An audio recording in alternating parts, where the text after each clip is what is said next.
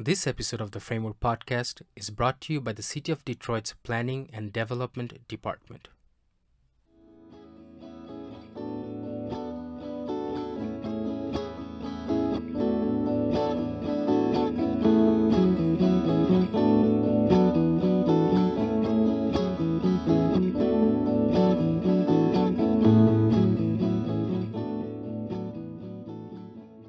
Hey there, everyone.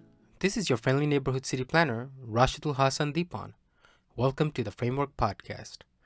Our guest today is Miss Ethelyn Carroll.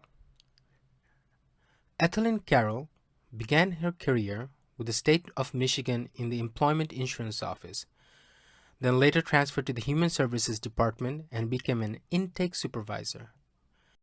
She later changed careers and became a licensed insurance agent with the Auto Club Group, and later owned and operated her own insurance agency, specializing in writing commercial insurance. Ms. Carroll received her Bachelor of Science degree in Business Administration and Master of Science in Human Resources from Central Michigan University. Currently, she serves in the community as the president of the United Block Club Council.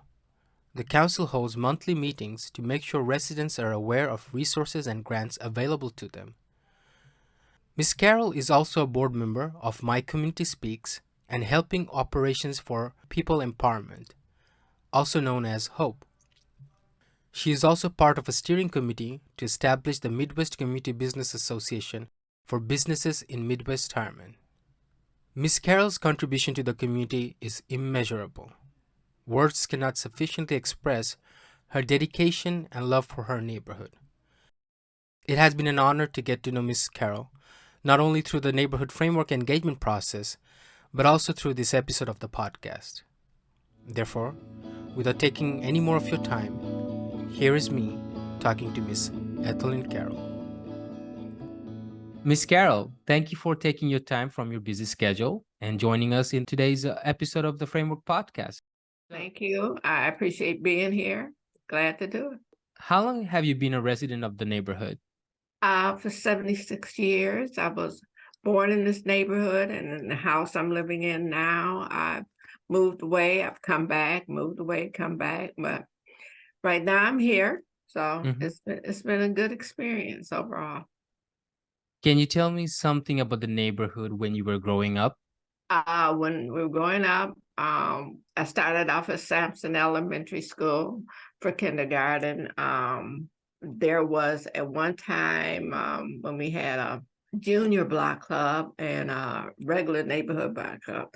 There were, on this block alone, between Milford and Cobb, there were 112 children. I know that because I had to take an inventory. We were going to have a swimmobile, and the library would come around for the block club, and you had the bookmobile and the swimmobile, and we wanted to know how many hot dogs to have, and one of my assignments along with another child was to count the children in all of the houses. So. And which year was that? That would have been, now you're taking me far back. That would have been around 1957, 8, 9, somewhere in there. What is some of your memories of, you with your family growing up in the neighborhood? Well, outside of our block club meetings, it was a great community because many of the residents had migrated from the South and they work at the Big Three, and there weren't any empty houses. You could just play on the sidewalks, ride your bikes. It was a good community. One of the nice things about the neighborhood was there was a lot of transportation. There was 5 regularly running bus routes across town: Claremont, Tireman, Joy, Grand Belt. Yeah, you could go anywhere in the city. I could get to the Rouge Parks, all the recreation centers on the bus. One of the main recreation centers was Kronk. It held the neighborhood together. Yeah, swim. When we get home from school, you throw your book bag down, and swimming started about 15 minutes after you got out of school. They had boys' day and girls' day, and it kept you healthy. Croc was not only famous for the boxing, but it had that swimming and arts and crafts, and it was just a good place to be. You meet your friends up there. It was just a good place to be. We had the local branch library on West Grand Boulevard in Warren. That was one of my first college jobs, but you could walk to the library on Saturdays, and we had vibrant businesses. So before we started recording, you mentioned that you worked with AmeriCorps. Mm. Could you tell us and the audience about the work that you did there? Yes, I was with the AmeriCorps chapter, the Urban Safety Program, housed out about on the Wayne State University campus at Cass and Palmer. We went door to door, telling citizens about free services like smoke detectors, fire alarms, also seniors that they could get grab bars, and then when COVID started, we gave out information about COVID and where to get your shots, and just information, general information about COVID. And people were generally usually receptive to anything that we gave them. The important thing was that some people only, they're not, um, they don't always receive their information through technology or the news, Mm-hmm. but they door to door was a good The way to meet people and get to know you, get to know the people in the city. So you work with AmeriCorps, but you're also the president of the United Block Club Council. Yeah. Could you share with us when the Block Club was established and the reason for initiating this particular Block Club? Well, before I came along, Gaynella Green, and it was established like in the 80s. So she had her team, her president, vice president. I did not know them very well. I came along and I met Gaynella at a just a regular community meeting at one of the churches near Liberty, and that's how I met Gaynella Green. So I started going to the United Block Club meetings. They met every second Wednesday at 5:30 at St. Stephen's. She passed in 2021.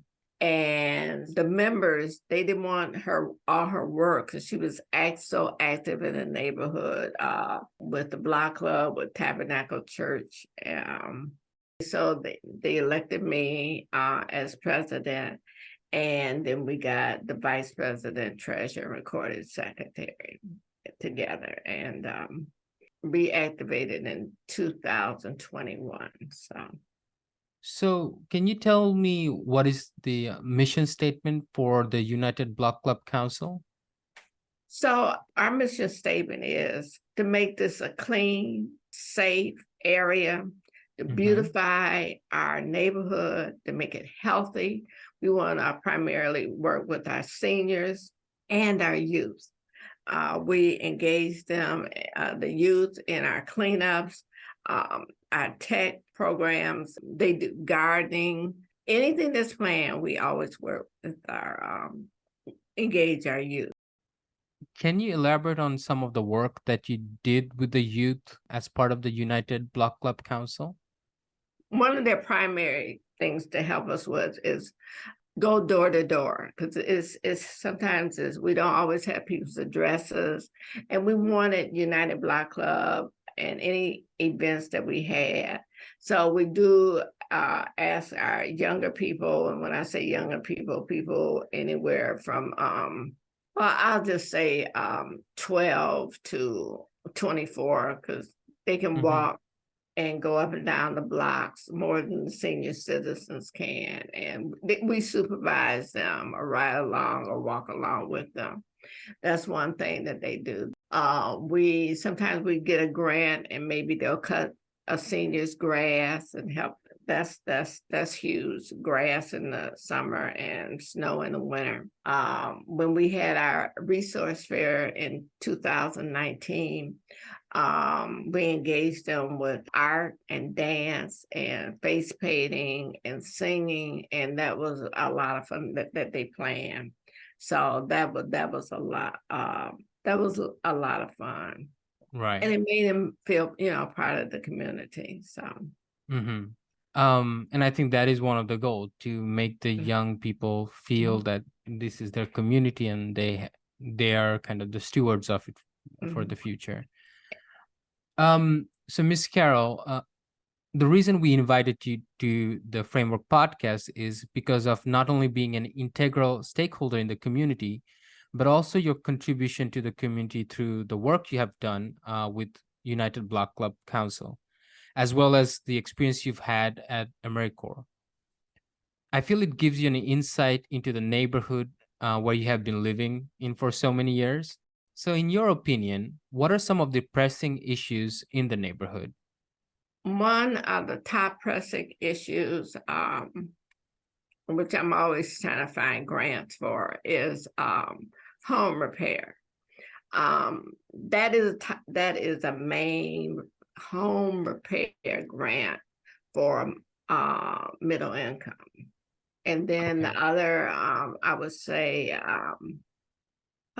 just health, getting people back and forth to the doctors so they can meet their doctor's requirements.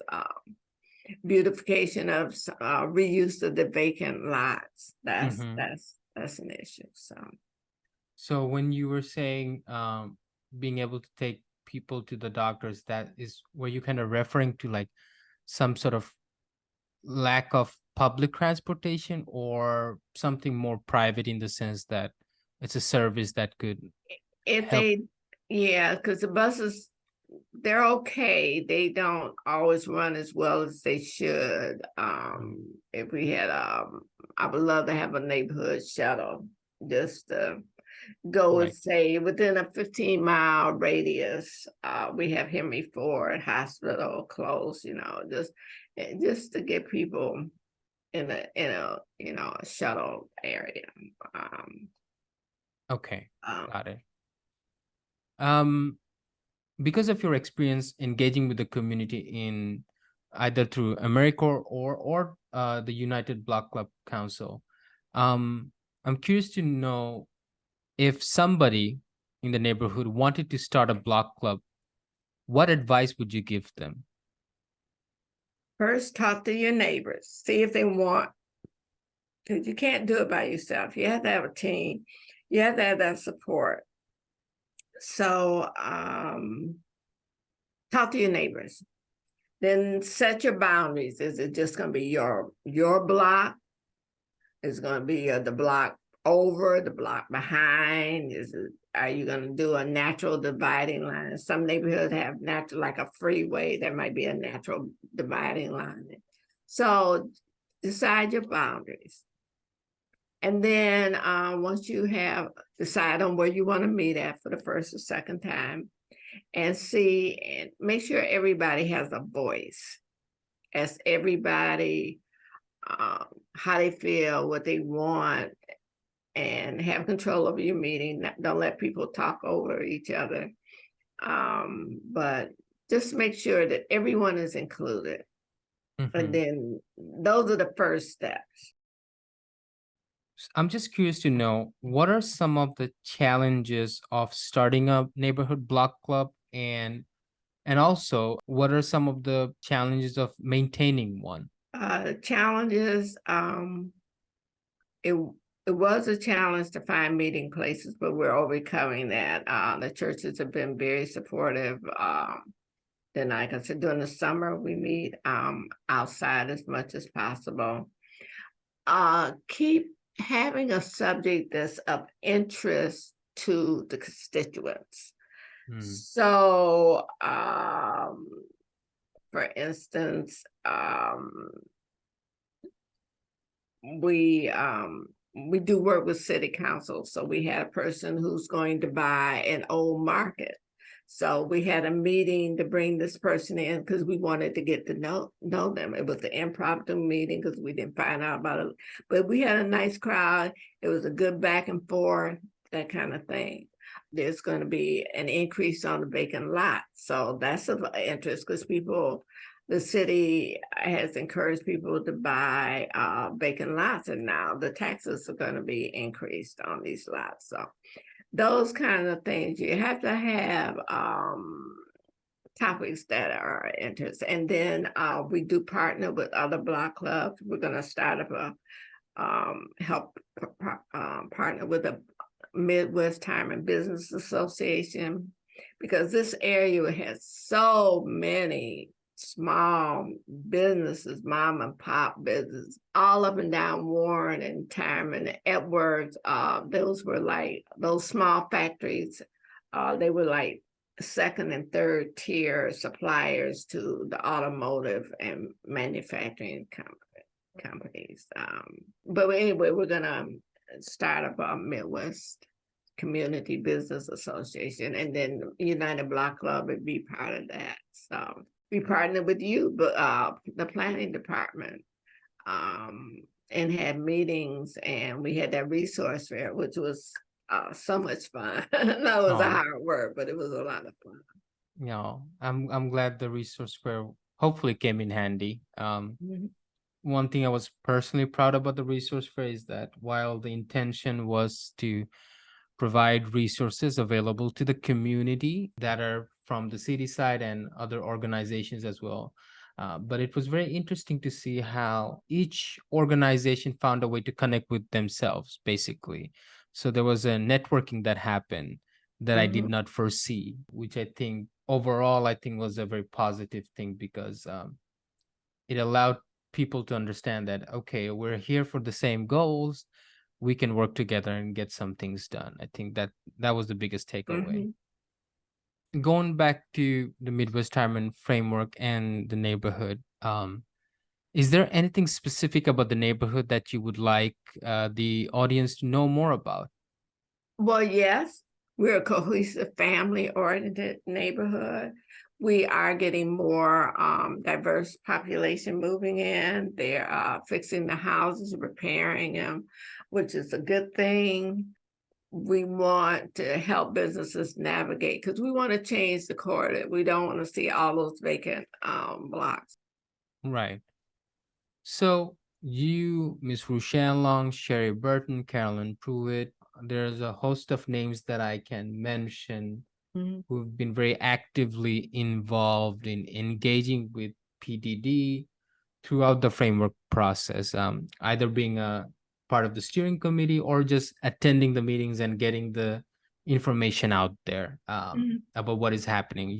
I mean, it goes without saying that you have been so active in just letting people know that there a framework is happening and you should know Mhm. more about it and you should Mhm. participate in the engagement. So Mhm. first of all, thank you so much for doing that. I really appreciate that. And there have been moments where I've very clearly observed that you were able to almost on our behalf explain to people what the framework is and what it's meant for and the role it plays from a planning perspective as the Yes. neighborhood is going to go through change. Having said that, I am curious to know, what do you hope to get in terms of outcome from this framework?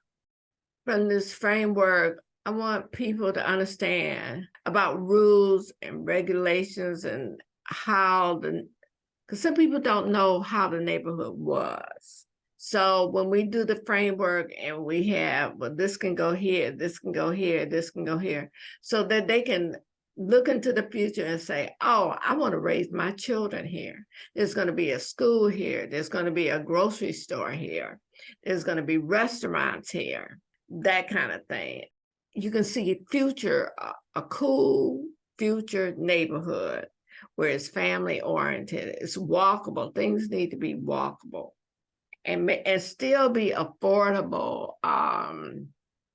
Sometimes when new things come, the taxes go up. You Mhm. lose your neighborhood, you lose the people that you're familiar with. Either they move or pass away, but um, you want a friendly neighborhood and affordable and um, disabled friendly for people who are in wheelchairs, or blind or deaf people. You need to have a neighborhood like that that have familiar markings and signage. Yeah. Well, so this is the last question I've been asking since I think day one. Um, if you've been listening to the podcast, you know what the question is. If you had to describe Midwest Tireman as a song, what would it be?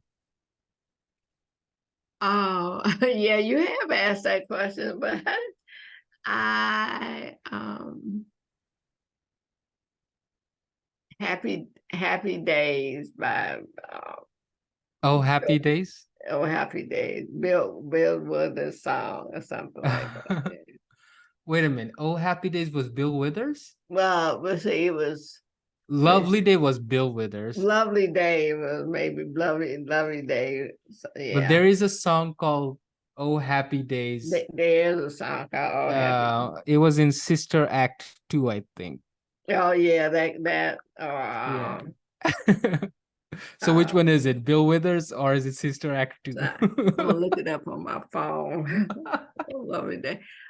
I'm going with a Bill Withers right now because I like Mhm. that song so I much. like it too. I like it too. Yeah, I Lovely can see Day. why that makes sense, to be honest with you. I kind Because of. you come outside and look out. It's Mm-hmm. a lovely day.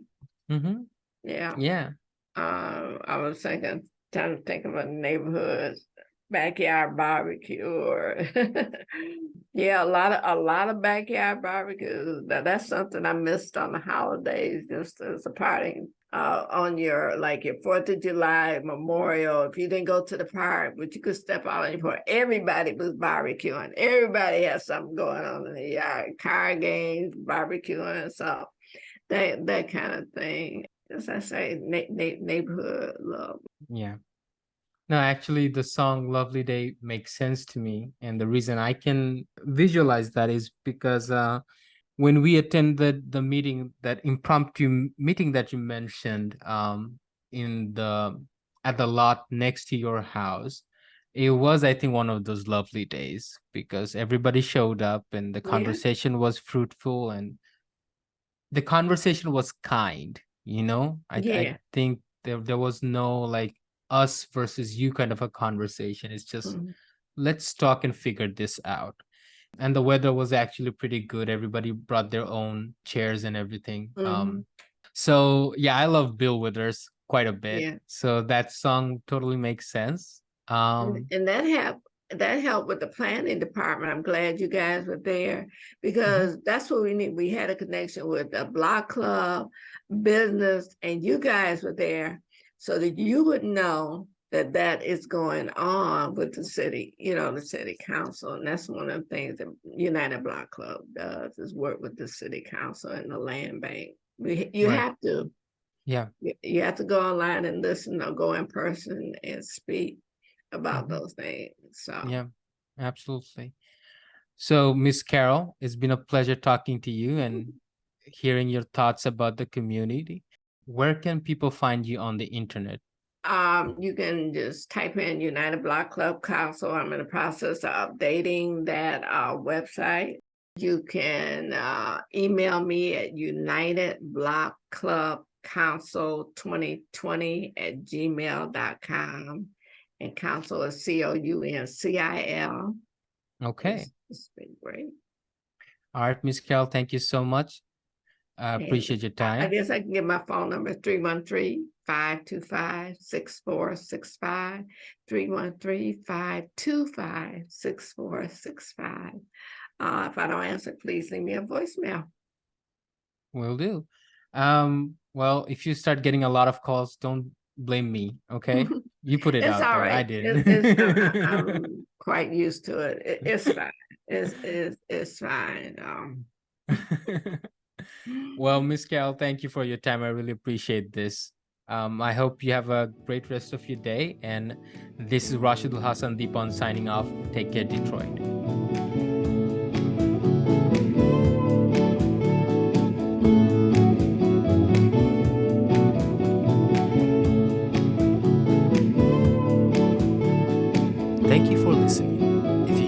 this episode, please visit www.detroitmi.gov/Midwest-Tireman/ for the latest updates and episodes on the Midwest Tireman framework.